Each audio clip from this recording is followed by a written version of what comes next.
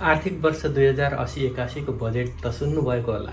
सबैजनाले बजेट सुन्न भ्याउनु पनि भएन होला, सुने जतिकोले बुझ्नु पनि भएन होला।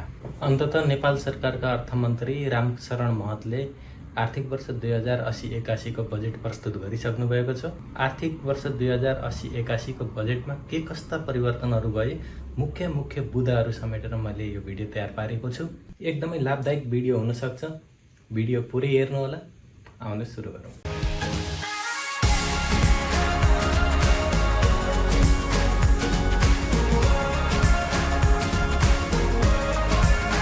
साथीहरूलाई म सिधै आफ्नो कम्प्युटरको डेस्कटप स्क्रिनमा लग्दैछु। मैले तयार पारेका कन्टेन्टहरू सो गर्दै हजुरहरूलाई म बुदागत रूपमा बजेटले गरेका व्याख्याहरूको विषयमा जानकारी दिन गइराखेको छु। सर्वप्रथम तपाईहरुलाई म बजेटको आकारको विषयमा जानकारी दिन गइराखेको छु। अहिलेको बजेट कुल बजेट रु 17 खरब 51 अरब 31 करोडको बजेट ल्याएको छ, जसमध्ये चालु खर्चमा रु 11 खरब 41 अरब 78 करोड जुन कि कुल बजेटको 65.20% हुन्छ। पुँजीगत खर्चमा रु 3 खरब 2 अरब 7 करोड जुन कि जम्मा बजेटको 17.25% हुन्छ। र वित्तीय व्यवस्थापन तर्फको खर्चमा रु 3 खरब 7 अरब र 45 करोड विनियोजन भएको छ जुन कि 17.55% हुन्छ। यसरी जम्मा 100% बजेट खर्च गर्ने लक्ष्य आगामी आर्थिक वर्षको लागि सरकारले लिएको छ। उक्त बजेट व्यवस्थापनको लागि स्रोतहरू अन्तर्गत राजस्वबाट रु 12 खरब 48 अरब 62 करोड, अनुदानबाट रु 41 अरब 94 करोड, वैदेशिक ऋणबाट रु 2 खरब 12 अरब 65 करोड र आन्तरिक ऋणबाट रु 2 खरब 40 अरब रुपैयाँ सङ्कलन गर्ने लक्ष्य सरकारले आगामी बजेट 2080-81 को लागि लिएको छ। गत वर्षको आर्थिक वृद्धि दर 2.16% हुन सक्ने अनुमान गरेको छ भने यो वर्षको लागि 6% आर्थिक वृद्धि दरको लक्ष्य सरकारले लिएको छ। यो वर्ष पनि कुल बजेटको 65% रकम चालु खर्च जुन कि तलब भत्ता लगायतका खर्चहरू जुन हुन्छ त्यो उक्त खर्चमा 65.20% रकम खर्च हुने किसिमको बजेट ल्याएको छ। अब वैदेशिक ऋण आन्तरिक ऋणमा पनि टार्गेट गरेको छ। हालसम्म करिब 21 खरब जतिको वैदेशिक ऋण पुगिसकेको छ। अझै पनि ऋणलाई टार्गेट गरिराखेको छ। यो ऋण चाहिँ सकेसम्म कम भएको नै राम्रो हुने थियो। अब बुदागत रूपमा बजेटमा भएका व्यवस्थाहरूको विषयमा छलफल गरौँ। कम्पनी दर्ता र पुँजी वृद्धि गर्ने क्रममा अब शुल्क नलाग्ने भएको छ। अब मात्र रु 100 रुपियाँ पुँजी राखेर पनि कम्पनी दर्ता गर्न सकिने व्यवस्था यो बजेटले गरेको छ। अब अनलाइनबाटै कम्पनीका सबै कामहरू दर्तादेखि नवीकरणहरू सबै अनलाइनबाट हुने किसिमको प्रणाली विकास यो बजेटले गर्न खोजेको छ। पुराना तथा काम नलाग्ने सवारी साधनहरूलाई अब 6 महिनाभित्र लिनामी तथा बिक्री गर्ने र आगामी आर्थिक वर्षमा नयाँ सवारी साधनमा लगानी नगर्ने अथवा नयाँ सवारी साधन खरिद नगर्ने लक्ष्य यो बजेटले लिएको छ। चालु खर्च बढाइरहेका 20वटा संस्थाहरू खारेजी गर्ने, आगामी आर्थिक वर्षमा अत्यावश्यक बाहेक नयाँ भवन निर्माणमा खर्च नगर्ने लक्ष्य यो बजेटले लिएको छ। यसै गरेर सबै प्रकारका प्रोत्साहन तथा अतिरिक्त भत्ताहरू चाहिँ खारेज गरेको छ। कृषि सहकारीहरूलाई आवश्यक पर्ने ढुवानी जन्य सवारी साधनको खरिदमा राजस्व छुट हुने व्यवस्थापन यो बजेटमा भएको छ। कृषि सहकारीहरूले अब आफ्ना सामानहरू ओसार पसार गर्नको लागि सवारी साधनहरू खरिद गर्छ भने उक्त सवारी साधनमा भन्सार महसुल छुट हुने व्यवस्था यो बजेटले गरेको रहेछ। यस्तै गरेर औषधि प्रयोजनको लागि गाँजा खेतीको सम्भाव्यता अध्ययन गर्ने किसिमको व्यवस्थापन यो बजेटमा भएको छ जुन सराहनीय पनि छ। अब प्लास्टिकका झोलाहरूको सट्टा कागज तथा कपडाबाट बनेका झोलाको प्रयोगलाई प्राथमिकता दिनेछ। यो पनि एकदमै राम्रो कुरा हो। वातावरणको सन्तुलन तथा स्वच्छताको लागि यो एकदम राम्रो लक्ष्य बजेटले लिएको छ। यस्तै गरेर वृद्ध भत्तालाई रु 4000 नै यथावत राखेको छ। यसमा गडबड भएको छैन र अब वृद्ध भत्ताहरू सिधै ब्याङ्क खातामा रकम जम्मा हुने किसिमको व्यवस्थापन यो बजेटले गरेको छ। यो पनि एकदमै राम्रो व्यवस्थापन हो। यसका साथसाथै अब सरकारी सवारी साधनहरू प्रयोगमा इन्धनको साटो नगद दिने व्यवस्थापन गरिएको छ। पहिला सवारी साधनले खर्च गरेको खपत गरेको इन्धनको बिलको आधारमा भुक्तानी दिन्थ्यो भने अब चाहिँ सिधै नगद दिने र इन्धन चाहिँ स्वयं सवारी साधन लिएर हिँड्ने कर्मचारीले नै फिलअप गर्नुपर्ने भन्ने व्यवस्था यो बजेटले ल्याएको छ। यसै गरेर बियर, रक्सी, खैनी, चुरोटको अन्तशुल्क तथा भन्सारमा पनि वृद्धि भएको छ। यसकारण अब यी पेय पदार्थ तथा खैनी चुरोटहरूको मूल्यमा वृद्धि हुन सक्ने अनुमान गर्न सकिन्छ। अब कम्पनीहरूको मर्जरमा जुन स्वाप रेसियो हुन्थ्यो त्यो स्वाप रेसियोमा कम्पनीलाई लाभ हुने गर्दथ्यो। उक्त लाभमा पहिला कर लाग्दैन थियो भने अब उक्त लाभलाई पनि पुँजीगत लाभ सरह मानेर कर लाग्ने व्यवस्था यो बजेटले गरेको छ।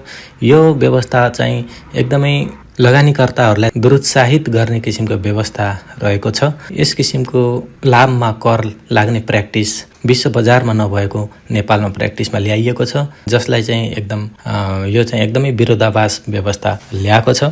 अब विदेशमा 6 महिनाभन्दा बढी समय काम गरेर फर्केका कामदारहरूले 2वटासम्म मोबाइल सेट, एउटा आफूले प्रयोग गरिराखेको र एउटा थप किनेर कामदारहरूले अब 2वटा सेटसम्म चाहिँ मोबाइल ल्याउन सक्नेछन् भने 12 महिनाभन्दा बढी काम गरेका कामदारहरूले एक थान टिभी सेट ल्याउँदा उक्त टिभी सेटमा लाग्ने भन्सार छुट हुने व्यवस्था यो बजेटले गरेको छ।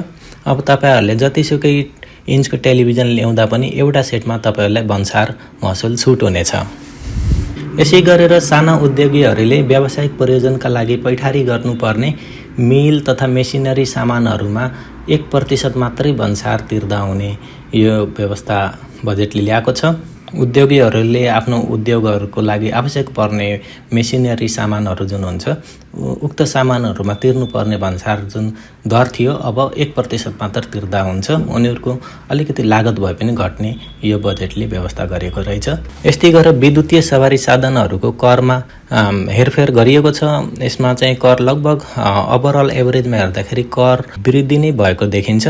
त्यसैले अब विद्युतीय सवारी साधनहरूको मूल्यमा पनि घट्ने सम्भावना त कमै छ, बढ्ने सम्भावना एकदमै बेसी रहेको पाउँछु। अब सवारी साधनहरूको आयकरमा पनि वृद्धि गरिएको छ। हजुरहरूले वार्षिक रूपमा तिर्नुपर्ने जुन नवीकरण शुल्कहरू, सवारी साधनको तिर्नुपर्ने जुन करहरू थियो त्यसमा चाहिँ वृद्धि गरिएको छ। यो वर्षबाट अलिकति बढी कर तिर्नुपर्ने हुन्छ। यसभन्दा अगाडि 1% मात्र भन्सार लाग्दै आइरहेको तोरीको दाना आयातमा अब 5% भन्सार लाग्ने व्यवस्था यो बजेटले गरेको छ। यस्तै गरेर अन्य तेलहरू जुन सोयाबिन लगायतका तेलहरू छन् ती तेलहरूको भन्सार महसुल 10% पुर्याइएको छ। अब खाने तेलहरूको पनि मूल्य बढ्ने स्वाभाविक देखिन्छ। सडक निर्माण दस्तुर घटेकोले बाइकहरूको मूल्य 20,000 देखि 30,000 घट्न सक्ने अनुमान गरिन सकिन्छ।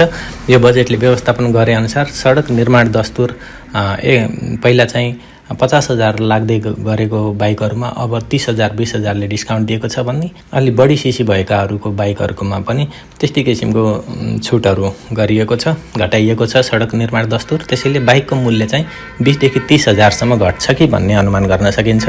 अब प्राकृतिक व्यक्तिको लागि लागू हुने करको दर मैले तपाईँहरूलाई यो टेबलमा यहाँ डिफाइन गरेको छु। तपाईँहरूले भिडियो पुस गरेर पनि पढ्नुहोला, क्लियरली बुझ्नुहुन्छ।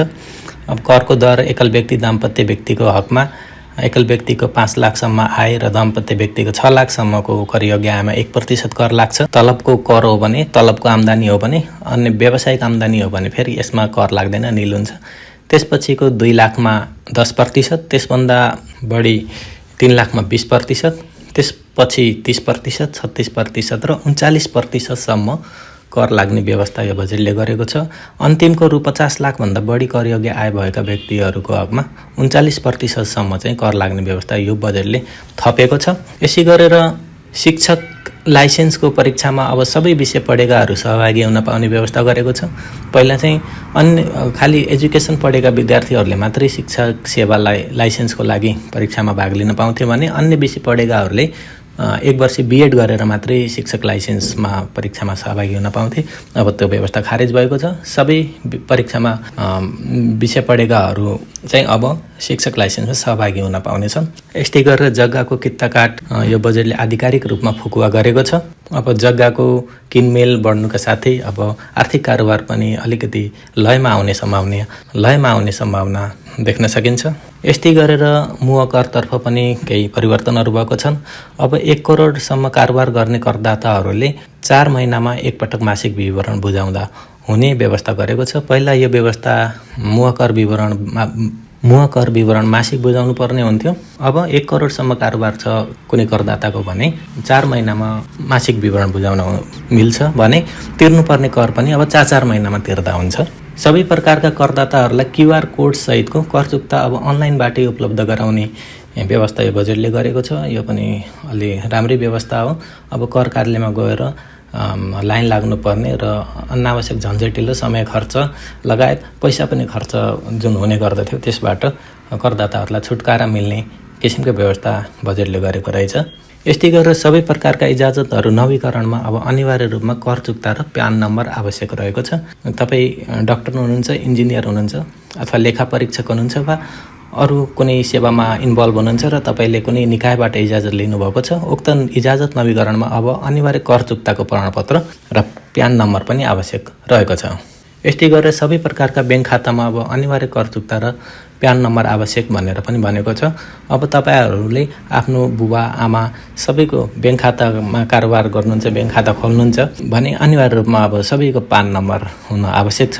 कर चुक्ता त व्यावसायिक केस छ भने व्यवसायको कर चुक्ता हुने भयो। व्यक्तिको हकमा आम्दानी नै नगरे पनि पान नम्बर चाहिँ आवश्यक रहेको छ। ब्याङ्क खाता, ब्याङ्कमा कारोबारको लागि पान नम्बर आवश्यक छ। अग्रिम कर कट्टी भुक्तानी भएका खर्चहरूलाई अब अनिवार्य ETDS गर्नुपर्ने व्यवस्था बजेटले गरेको छ। हुन त यसोभन्दा अगाडि पनि यो व्यवस्थाहरू थियो, तर चाहिँ यसको अझैसम्म खासै परिपालन भएको थिएन। योपालि चाहिँ अनिवार्य सबै खर्चहरूलाई चाहिँ ETDS गर्नै पर्ने, खर्च दाबीको लागि अनिवार्य ETDS गर्नै पर्ने व्यवस्था बजेटले गरेको छ। यसरी साथीहरू मैले तपाईँहरूलाई मेन कुराहरूको विषयमा चाहिँ यो जानकारी दिइसकेको छु। मैले छुटाएका कुराहरू पनि हुन सक्छन्, त्यस्तो कुराहरू छ भने कृपया कमेन्ट गरिदिनु होला। भिडियो मन पर्यो भने कृपया तपाईँहरूले सेयर भए पनि गरिदिनु होला, लाइक गरिदिनु होला। यति भन्दै यो भिडियो यहीँ अन्तिम गर्न चाहन्छु। नमस्ते।